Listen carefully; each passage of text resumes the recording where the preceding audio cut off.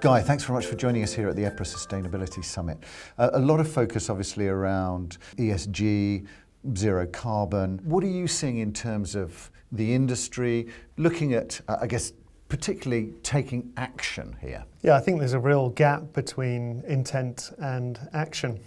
And to show real leadership and credibility to your capital investors, but also future tenants and users of buildings, you need to really move on from just being in a disclosure and reporting mode into a business case mode. Right, we're going to make the case for investing in our buildings to have less carbon emissions, and we can see the value impact of that. And Guy, there's a connection obviously with the real estate industry and the cities.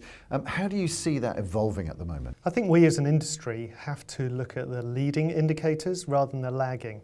We tend to look at historic evidence to tell us what the value of tomorrow will be. We need to change that mindset because actually the value of tomorrow is not dictated by data today. We need to create the data of the future that makes the business case. And you can see that playing out in the marketplace in different sectors and different locations. There is a lack of supply of net zero carbon buildings, and the demand is only increasing.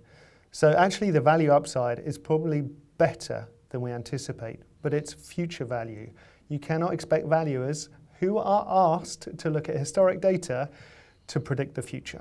And Guy, you're obviously doing global research there. So what's the situation when we're looking at Europe versus, say, Asia and North America? Well, a lot of people look at the national rhetoric from politics, but the policy that's affecting buildings is largely coming at a city level. And cities are very good at doing copycat policy or legislation.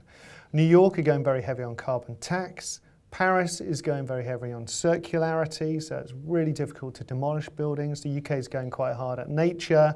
So there are a lot of different dynamics at work here. But buildings account for between 60 and 80% of carbon emissions in cities. So they're in the crosshairs as far as policy at a city level are concerned.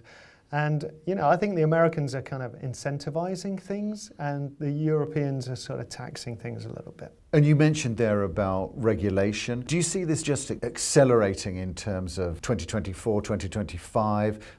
How do you see that developing? All the leading indicators are that climate change will cost business severely, either in direct damages, uninsured buildings, or actually in terms of capital or demand. So yes, the leading indicators are all showing exponential curves. The question is, what's your response?